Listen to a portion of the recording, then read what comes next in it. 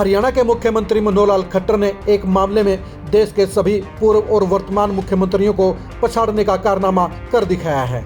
यह कारनामा है प्रशासनिक भर्तियों का। देश के इतिहास में पहली बार हरियाणा ने एससीएस अधिकारियों के तौर पर एक ऐसी सूची जारी की गई है जिसमें न सिर्फ रिक्तियाँ खाली छोड़ी गई हैं, बल्कि जिन युवाओं की भर्ती की गई है वो बिना खर्ची के, बिना पर्ची के, सिर्फ योग्यता के आधार पर की गई है। एससीएस की भर्तियां सबसे मलाईदार भर्तियां मानी जाती हैं। देश के हर प्रदेश में अलग अलग बोर्डों के जरिए प्रशासनिक अधिकारियों की भर्ती की जाती हैं और इन भर्तियों के लिए पूरे देश में सभी सरकारें, सभी मुख्यमंत्री बदनाम रहे हैं। इसका कारण भी वाजिब रहा है। इसकी वजह है इन भर्तियों को लेकर होने वाला भाई भतीजावाद और भ्रष्टाचार। पूरे देश के अंदर प्रशासनिक भर्तियों को लेकर न सिर्फ नेताओं की लार टपकती रही है, बल्कि अफसर भी अपनी संतानों को प्रशासनिक अधिकारी बनाने के लिए साम दाम दंड भेद का इस्तेमाल करते आए हैं। उन नौकरियों को लेकर लगातार भ्रष्टाचार की शिकायतें हुई हैं और ये हकीकत भी है। देश के हर प्रदेश के अंदर प्रशासनिक अधिकारियों के भर्तियों में सबसे बड़ा गोलमाल होता आया है।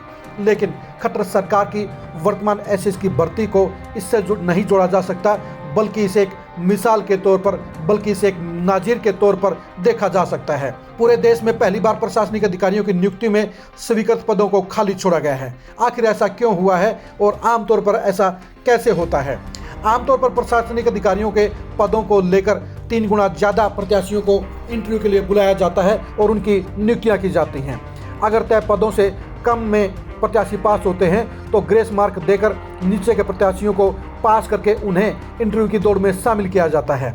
लेकिन खट्टर सरकार ने इस परंपरा को तोड़ते हुए सिर्फ योग्यता के आधार पर नौकरियां देने के फैसले पर कायम रहते हुए पास हुए अभ्यर्थियों को ही इंटरव्यू के लिए बुलाया और उन्हीं को नौकरियां देने का काम किया गया।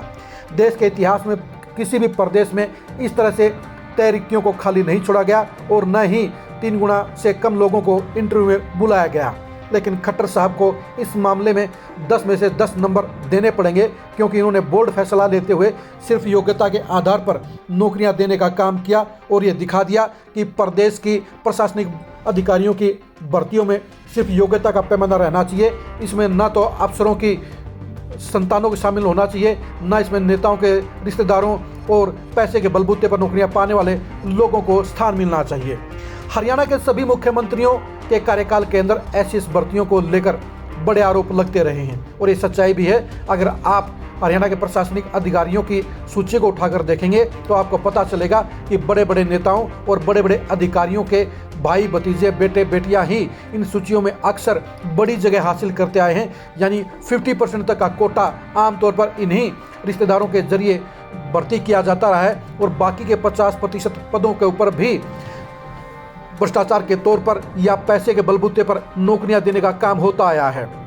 आमतौर पर ऐसे मामले कोर्टों के अंदर भी गए हैं, लेकिन खट्टर सरकार ने इस मामले में लगातार दूसरी बार एक ऐसी सूची जारी की गई है जिसमें ना तो किसी नेता का रिश्तेदार आपको नजर आएगा, ना किसी अफसर का भाई भतीजा, बेटा बेटी नजर आएंगे, बल्कि इसमें आपको ऐसे आम घरों के युवा नजर आएंगे जिनके अंदर सभी जातियों के युवाओं की आपको भागीदारी मिलेगी। यानी हरियाणा में एससीएस परीक्षाओं के लिए मेहनत करने वाले युवाओं को उनकी पढ़ाई का, उनकी मेहनत का, उनकी जी तोड़ कोशिशों को पूरा परवान मिला है, पूरा रिजल्ट मिला है और उनको अपने ख्वाब पूरा करने का मौका मिला है। ये श्रेय पूरी तौर पर मुख्यमंत्री मनोहर लाल खट्टर को दिया जा सकता है, क्योंकि उन्होंने हरियाणा में एससीएस अधिकारियों की नियुक्तियों में एक ऐसी मिसाल कायम करने का काम किया गया है जिसमें युवाओं को अपने मेहनत के बलबूते पर नौकरी का ख्वाब पूरे होते हुए देखा जा सकता है।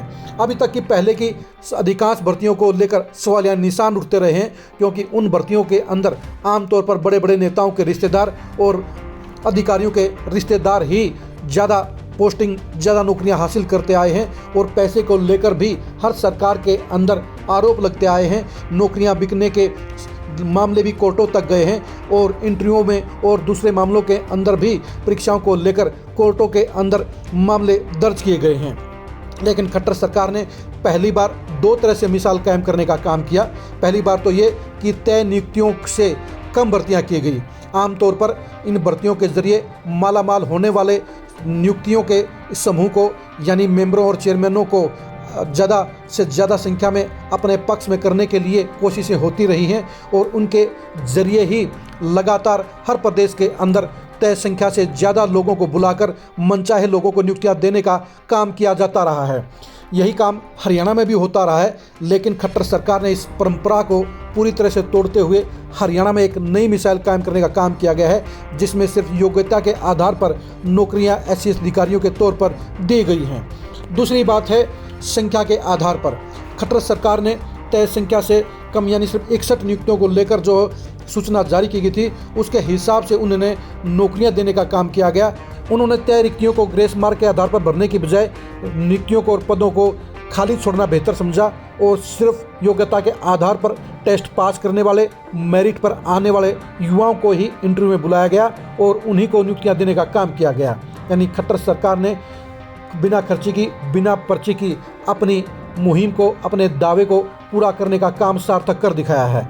अभी तक हरियाणा में खट्टर सरकार की सबसे बड़ी उपलब्धि भी बिना खर्ची की, बिना पर्ची की सरकार रही गई है। हम ये नहीं कह सकते कि सभी भर्तियों में इस तरह की कार्रवाई 100% अमल में लाती जाती रही है, लेकिन एचसीएस भर्तियों की इस ताज़ा लिस्ट को जरूर कहा जा सकता है कि इसके अंदर ना तो किसी बड़े नेता के रिश्तेदार हैं, ना बड़े अधिकारियों के रिश्तेदार हैं, बल्कि इसमें वही युवा चयनित हुए हैं जिन्होंने जी तोड़ मेहनत की है, जो किसानों के, मजदूरों के और आम घरों के लोगों के बेटे बेटियां हैं। ये सूची बता रही है कि हरियाणा के अंदर सिर्फ मेरिट के आधार पर नौकरियां देने का खट्टर सरकार का दावा पास हुआ है। इस दावे के जरिए यह दिखाया गया है कि जो युवा अपनी मेहनत के बलबूते पर नौकरी हासिल करने का ख्वाब देखते हैं, उनके लिए हरियाणा से बेहतर और कोई प्रदेश नहीं हो सकता है।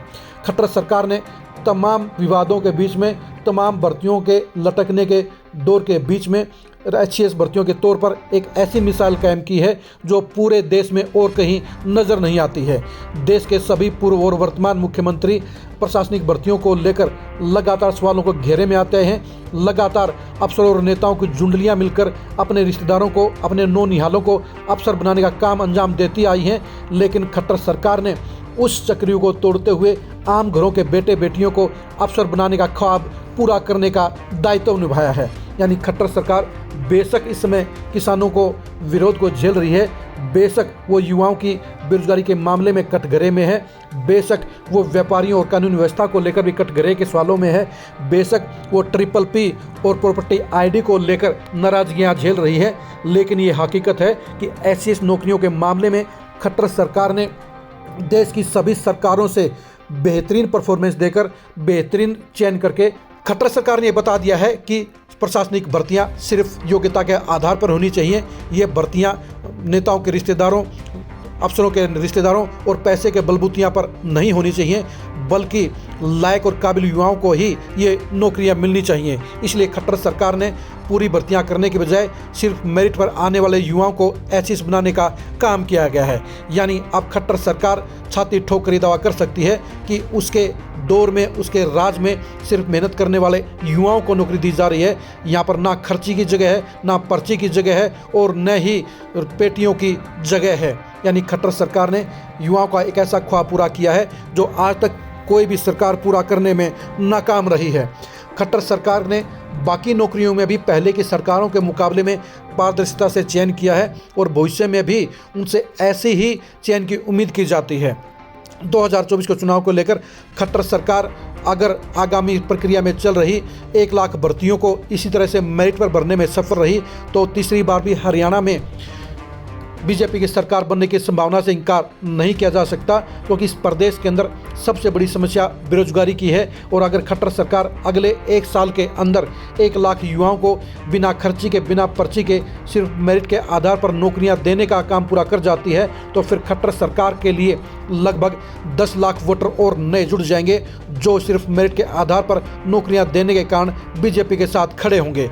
अगर खट्टर साहब ने एचसीएस भर्तियों की तरह ग्रुप C, ग्रुप D और बाकी A ग्रेड की नौकरियों में इसी तरह से मेरिट और पारदर्शिता का ट्रैक अपनाने का काम किया, तो वो प्रदेश के युवाओं और बीजेपी दोनों के लिए ही सबसे बेहतर गिफ्ट साबित होगा। 2024 के चुनाव से पहले खट्टर सरकार की आगामी भर्तियों के रिजल्ट को जानने के लिए आप खरी खरी न्यूज़ के साथ बने रहिए। 2024 के चुनाव से पहले खट्टर सरकार की इन भर्तियों की विश्वसनीयता को खट्टर सरकार की नीतियों को और खट्टर सरकार की मंशाओं को समझने के लिए भी आप खरी खरी न्यूज़ के साथ बने रहिए। खट्टर सरकार की इन भर्तियों को सियासी चश्मे से देखने के लिए भी आप खरी खरी न्यूज़ के साथ बने रहिए। खट्टर सरकार की भर्तियों का सियासी इम्पैक्ट जानने के लिए भी आप खरी खरी न्यूज़ के साथ बने रहिए। आप हमारे फेसबुक पेज को लाइक कीजिए, आप हमारे यूट्यूब चैनल को सब्सक्राइब कीजिए। नमस्कार।